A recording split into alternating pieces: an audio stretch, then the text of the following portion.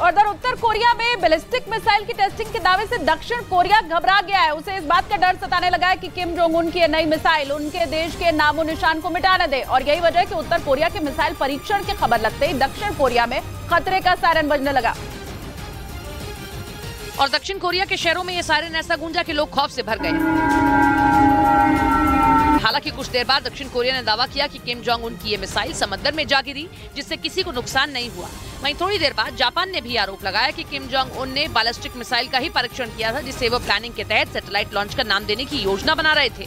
हालांकि गनीमत रही कि इससे किसी को नुकसान नहीं हुआ, जिसके बाद जापान ने ओकिनावा द्वीप पर जारी किए गए खतरे के अलर्ट को रद्द कर दिया।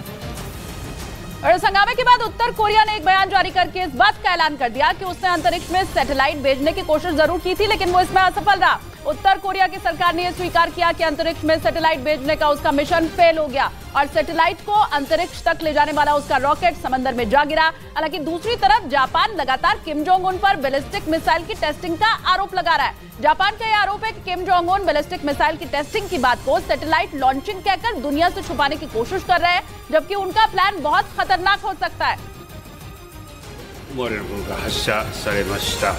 現在のところ、被害状況等は यूक्रेन युद्ध शुरू होने के बाद से ये रूस पर अब तक का सबसे बड़ा हमला है।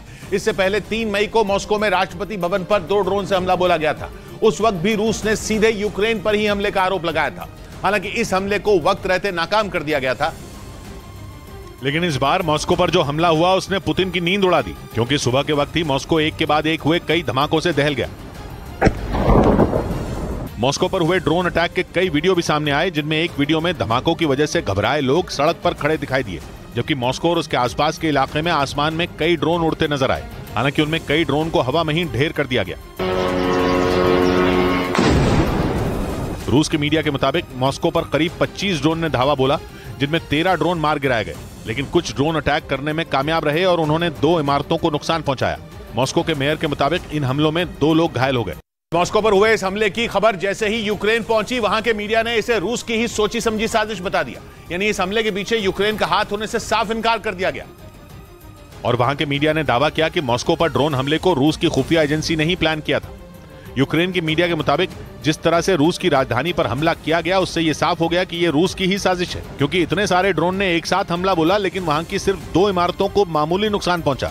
यानी ये ड्रोन हमला बहुत सोच समझ कर किया गया। इसके साथ ही यह भी कहा गया कि मॉस्को यूक्रेन की सीमा से 500 किलोमीटर से ज्यादा दूर है और यूक्रेन के पास इतनी दूर तक जाकर हमला बोलने वाले ड्रोन हैं ही नहीं। यानी यूक्रेन अगर रूस की राजधानी को निशाना बनाने की सोच भी ले तो वो ऐसा कर नहीं पाएगा।